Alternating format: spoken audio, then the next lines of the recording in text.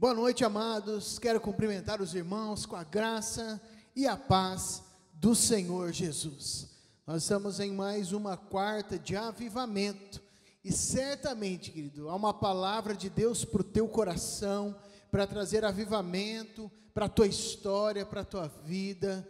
E eu quero te convidar nessa noite a abrir a tua Bíblia no livro dos Números. Nós vamos ler no capítulo 14, do versículo 1 até o versículo de número 9. Números 14, de 1 a 9. Você pode acompanhar conosco nas telas, você pode também abrir a tua Bíblia e fazer as tuas anotações também nesta noite. A palavra de Deus nos diz assim: Então, todo o povo começou a chorar em voz alta, e choraram a noite toda. Todos os filhos de Israel se queixaram contra Moisés e contra Arão, e disseram: seria melhor morrer no Egito, ou mesmo aqui no deserto, do que ir para essa terra. O Senhor vai nos matar lá, e as nossas mulheres e os nossos filhos serão escravos. Vamos sair daqui e voltar para o Egito. Verso 4. E dizia um para o outro: vamos escolher um líder para nos levar de volta ao Egito. Então Moisés e Arão caíram ao chão com o rosto sobre a terra, perante o povo de Israel. E dois dos espiões, Josué, filho de Num, e Calebe, o filho de Jefoné, rasgaram as suas roupas e disseram a todo o povo: a terra que nós espiamos é muito boa. Se o Senhor quiser, nos dará essa terra, que é uma terra que produz muito leite e mel. Apenas não sejam rebeldes contra o Senhor, e não tenham medo do povo que mora lá, porque eles são como pão para comermos. O Senhor está conosco, e tirou a proteção deles, por isso não tenham medo deles. Vamos fechar os nossos olhos, curvar a nossa cabeça e orar ao nosso Deus. Senhor, nós te adoramos pela oportunidade e privilégio de nós estarmos aqui nesta noite para glorificar o Senhor, para te adorar como já o fizemos com canções, mas em primeiro lugar para apresentar a nossa vida diante do Senhor. Queremos ouvir a tua voz, fala conosco através da tua palavra, transforma a nossa vida. Assim nós oramos, em nome de Jesus, amém e amém. Eu e minha família, rumo à terra prometida. Eu e minha família, rumo à terra prometida. Imagine você, querido, você receber uma promessa de uma grande herança, não somente uma herança em dinheiro, em espécie, mas a promessa de uma terra, de um local, de uma moradia, e não somente uma moradia qualquer, mas um lugar de muita fertilidade. Queridos, isso é algo tremendo, e o povo, em meio a momentos de escravidão, você pode trazer à memória, né, toda a história do povo, como eles foram parar no Egito. Lembre que o povo estava no Egito inicialmente não como escravos, né, na época de José, houve ali um mantimento da parte de Deus, a provisão da parte de Deus através de José para os seus irmãos, a sua família. Logo o povo de Deus estabelecido no Egito começou a crescer e ampliar. José morre, né, passam alguns outros governantes e se esquecem então do que José foi ali na realidade, da aliança com o povo de Deus. O povo é escravizado, acontece toda a libertação do povo de Deus, eles vão para o deserto, um lugar de provisão, de dependência do Senhor, e aí eles caminham não somente como quem não tem direção, eles caminham debaixo de uma promessa, né, debaixo de algo que o Senhor trouxe desde a antiguidade. Sabe, quando eu olho este texto, eu lembro da promessa dada a Abraão: sai do meio da tua parentela e vai para um lugar que eu te mostrarei. ali serão benditas as famílias da terra, e essa promessa continua se cumprindo na vida da descendência de Abraão. Agora eles estão em direção a essa terra. Agora pense comigo, querido, o deserto é um lugar de luta, sim, mas um lugar onde a dependência do Senhor se estreitou, onde eles começaram a viver um relacionamento mais próximo ao Senhor. Agora, o deserto pode sim se tornar um lugar de vivência do sobrenatural, de relacionamentos com o Senhor, mas por outro lado, esse povo também começou a desacreditar na sua caminhada com o Senhor e na promessa de Deus. E o deserto, que era um lugar de provisão, sim, um lugar da manifestação da glória de Deus, também se tornou num lugar de idolatria, num lugar de pecado, de murmuração, um lugar que, ao invés de ser esse momento de relacionamento íntimo com o Senhor, o povo o transformou num lugar de distanciamento de Deus. Agora entenda aqui comigo, querido, o Senhor proveu alimento, o Senhor proveu água, proveu carne, libertação de um cativeiro, de uma escravidão tremenda que eles sofriam no Egito. Não foi uma libertação qualquer, mas uma libertação sobrenatural, com manifestação palpável, visível da glória e do poder de Deus. E o povo começa a estremecer, a murmurar. E no nosso texto aqui de Números, o povo começa a chorar e murmurar e clamar a noite toda e se queixar contra Moisés e Arão. Você pode fazer uma opção diante das lutas, dos desafios, dos fracassos, se levantar confiante no Senhor e recomeçar, ou fazer como o povo estava aqui, passar a noite lamentando, lamuriando, se queixando, tentando achar um culpado, ou jogando a culpa em Moisés e Arão.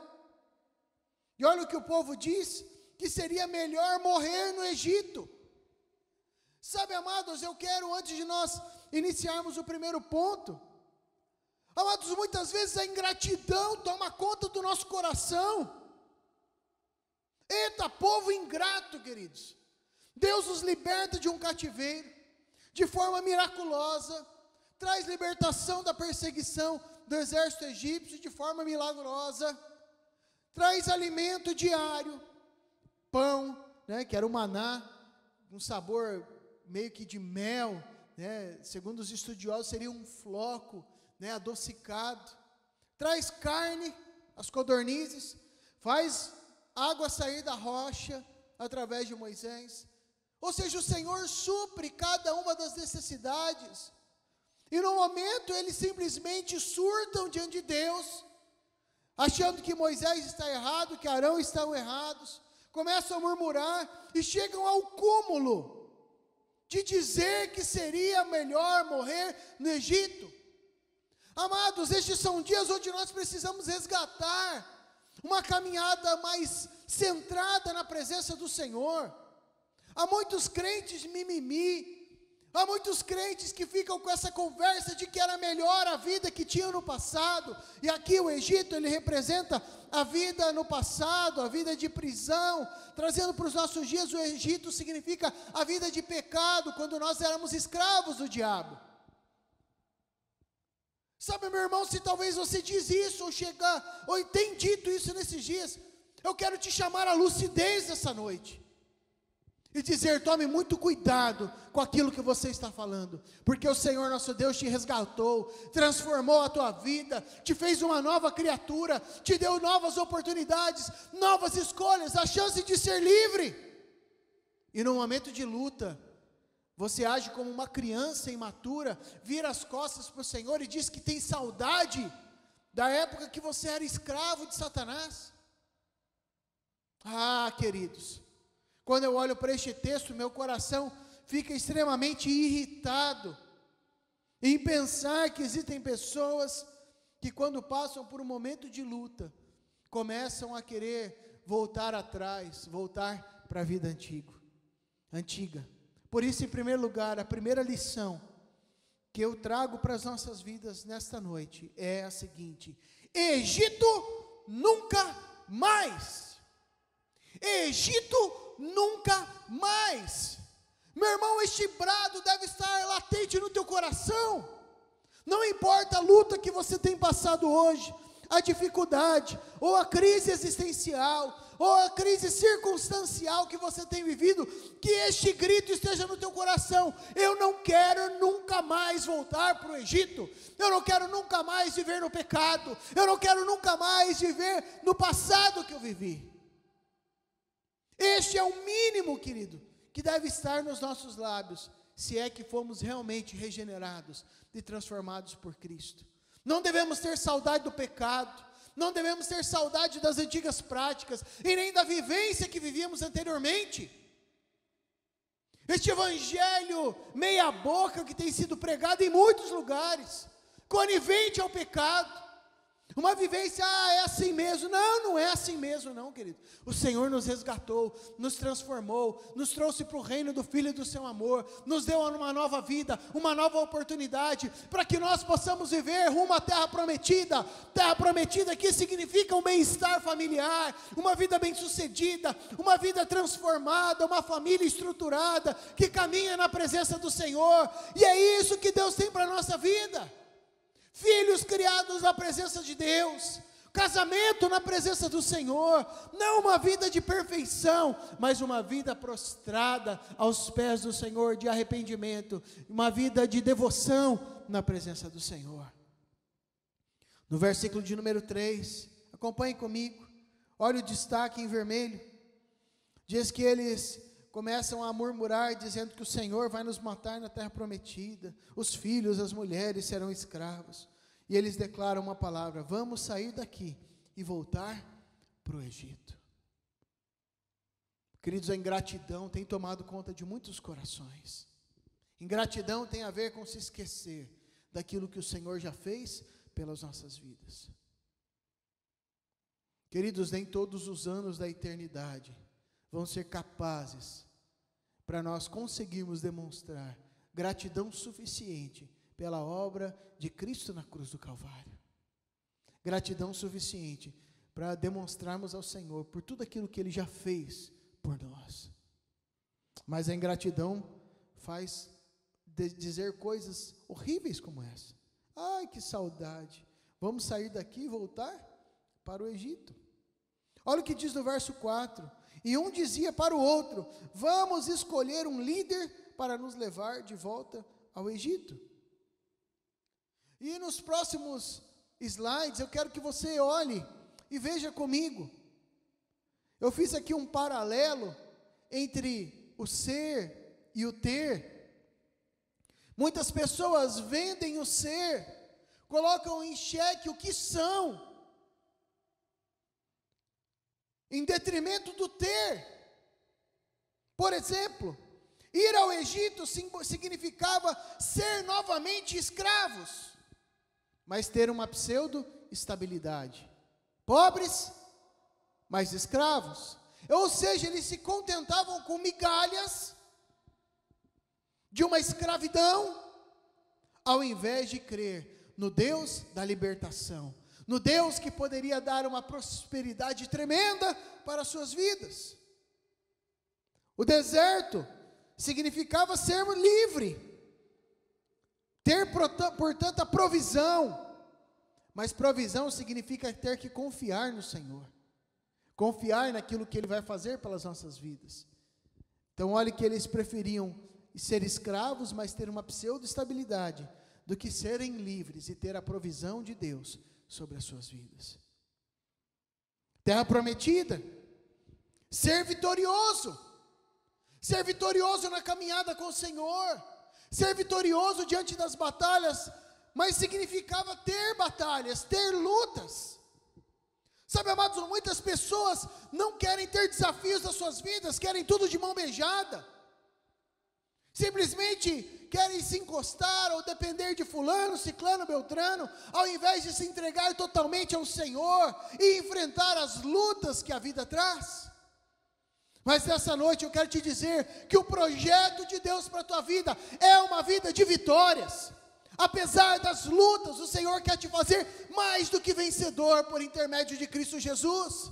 se há uma terra prometida, se há algo de Deus para a tua história, um casamento bem sucedido, se há filhos criados segundo a presença do Senhor, bem sucedidos, uma vida financeira estável, e isso deve ser conquistado com muita luta, com muito suor, com muita dedicação e abnegação. É isso que eu quero para a minha vida, nada mais, nada menos do que o projeto de Deus para a minha história. Terão lutas, claro, vou ter de me esforçar para viver segundo a palavra de Deus, para amar a minha esposa, para amar os meus filhos, criar os meus filhos segundo a palavra de Deus, administrar as minhas finanças, vencendo o meu ego, o meu eu e a minha vontade de consumir. Sim, trabalhar a minha vida em dedicação na presença do Senhor, subjugando a minha carne, o meu eu, segundo a vontade de Deus, anulando a minha carne e vencendo o poder do pecado, que já foi conquistado por Cristo na cruz. Sim, mas este é o preço, o maior preço já foi conquistado na cruz do Calvário. Eu só tenho a dizer nessa noite, é que Egito, nunca mais. Eu não quero mais viver no Egito, no pecado, na vida velha. O que eu quero é viver os projetos de Deus, para a minha vida, para a vida da minha esposa, para a vida dos meus filhos, para a igreja do Senhor. Josué capítulo 24, verso 14 e 15, depois verso 21 a 24, nos diz o seguinte: portanto, olha o que Josué disse: prestem obediência e serviço ao Senhor, de modo sincero e fiel. Joguem fora os ídolos que foram adorados pelos pais de vocês, quando eles viviam para lá do rio Eufrates e no Egito, e sirvam somente ao Senhor.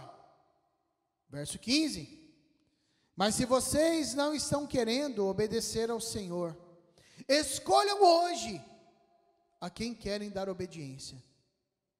Será que vão querer servir aos deuses falsos dos seus pais, do leste do Eufrates, ou aos deuses falsos dos amorreus dessas terras?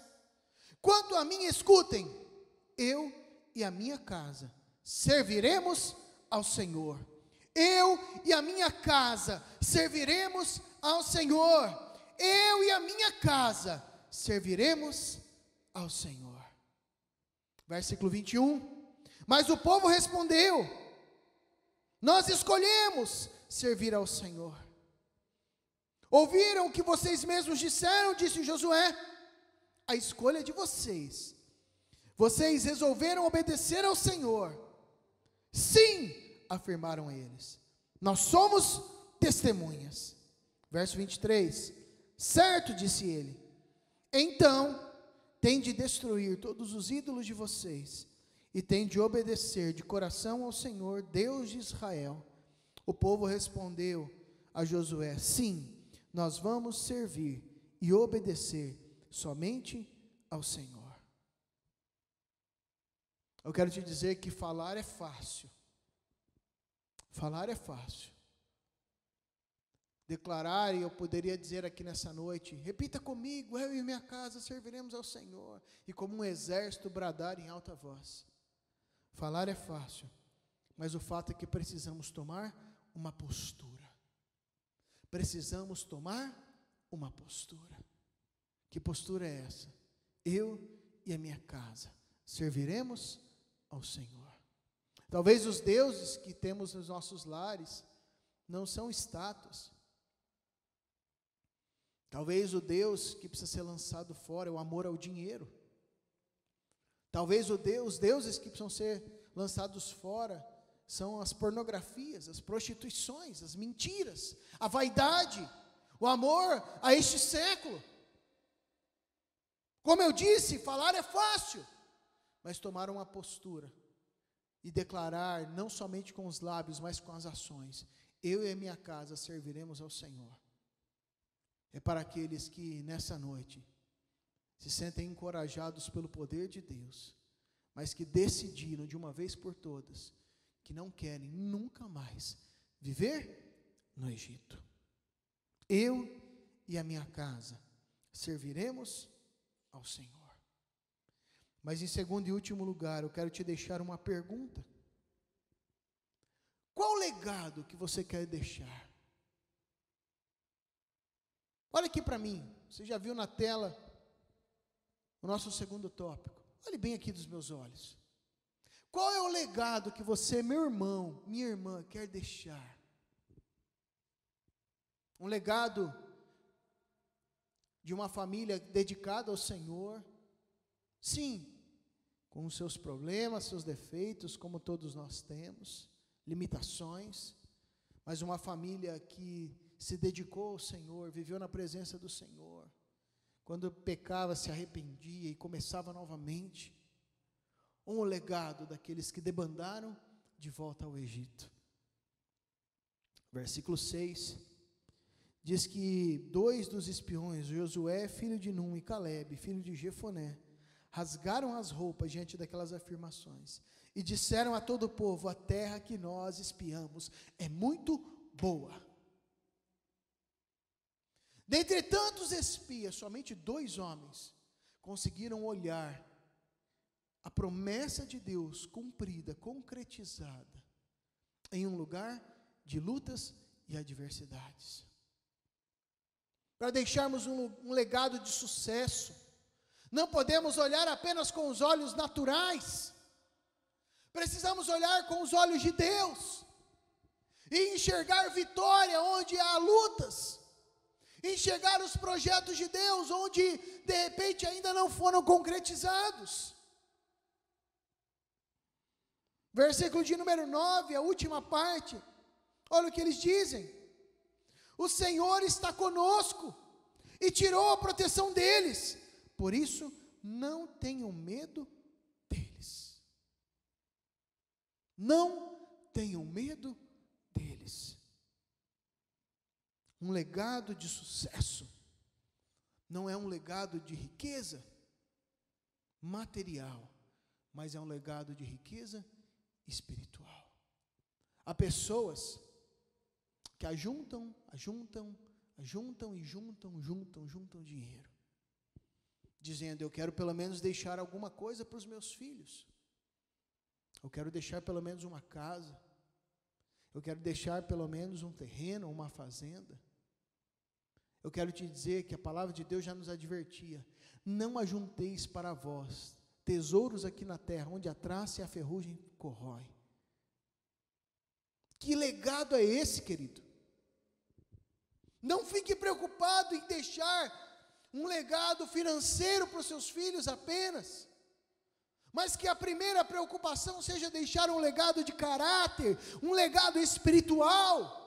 Dinheiro, da mesma forma que você tem trabalhado e conquista, os teus filhos também trabalharão e conquistarão. Mas um legado espiritual, um legado de caráter familiar, só pode ser dado, querido, com muita dedicação, com muita vivência, prática da palavra do Senhor, práticas espirituais e dedicação. Quando nós olhamos para Números, capítulo 13, nós temos aqui a genealogia do 4 ao 16. E olha que interessante: Samua, filho de Zacur, da tribo de Ruben; Safete, filho de Ori, da tribo de Simeão; Calebe, filho de Jefoné, da tribo de Judá; Gigeal, filho de José, da tribo de Zacar; Oséias, filho de Num, da tribo de Efraim; Palti, filho de Rafu, da tribo de Benjamim; Gadiel, filho de Sodi, da tribo de Zebulon; Gadi, filho de Suzi, da tribo de José, através da tribo de Manassés; Amiel, filho de Gemali, da tribo de Dan; Setur, filho de Micael, da tribo de Asser; Nabi, filho de Vofsi, da tribo de Naphtali; e Geuel, filho de Nabi, da tribo de Gade. Foi nesta época que Moisés mudou o nome de Oséias, filho de Num, para Josué. Agora vamos para o capítulo 14, 21 a 24 e versículo de número 30.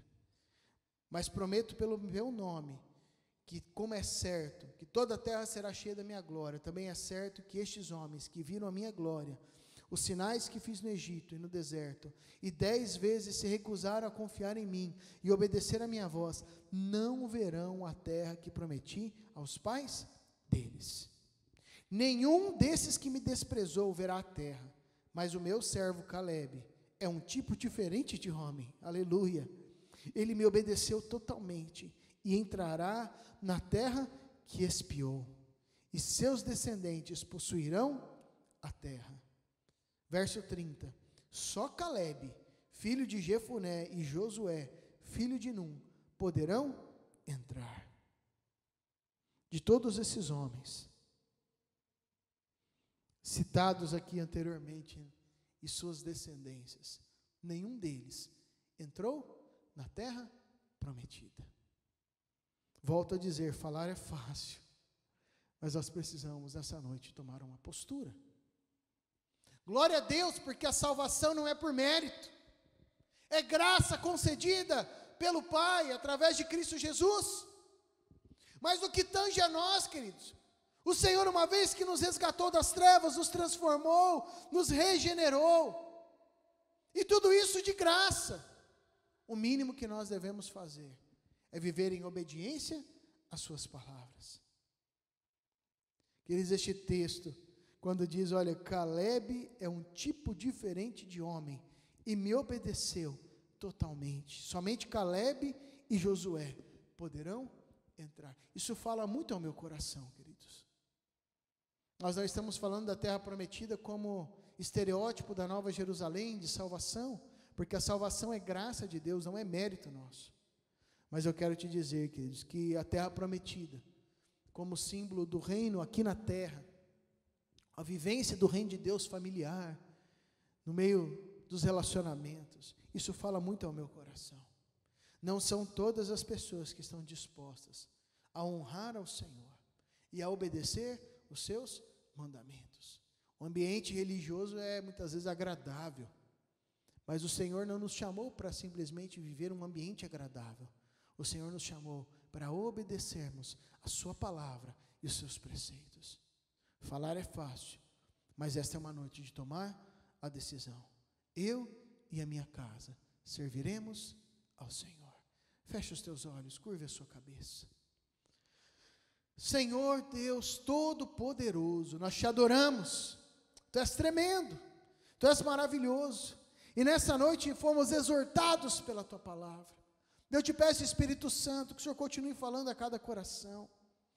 Há vidas que foram confrontadas nessa noite, mas que o Teu Espírito, a Tua presença possa trazer a força necessária para que uma decisão seja tomada, uma decisão de servir ao Senhor. Eu e a minha casa serviremos ao Senhor. Uma decisão de enterrar o Egito, passado do pecado, de uma vez por todas, e viver uma vida como novo nascido, transformada pelo Senhor, olhando para a glória, para o dia que o Senhor vai nos buscar, mas vivendo aqui, agora, a terra prometida, na minha casa, no meu casamento, no relacionamento com os meus filhos, não importa as lutas que eu tiver, que eu possa viver a promessa do Senhor, na minha casa, na minha vida, na minha família, no meu casamento, nos meus filhos, na igreja do Senhor, em qualquer lugar que eu esteja, que eu e minha casa possamos viver e desfrutar da terra prometida pelo Senhor. Assim eu oro, juntamente com os meus irmãos, que o Senhor também dê esta graça a cada um deles, que mediante as escolhas, cada um de nós, possamos viver os teus projetos cumpridos sobre nós, em nome de Jesus, amém e amém. Estenda as suas mãos ao Senhor. E agora, amada igreja, que a maravilhosa graça do Senhor Jesus, que o perfeito amor de Deus, o nosso Pai, que a comunhão e as consolações do Espírito Santo repousem sobre a tua vida, hoje e sempre, amém e amém. Que Deus te abençoe, fique na graça e na paz do Senhor Jesus.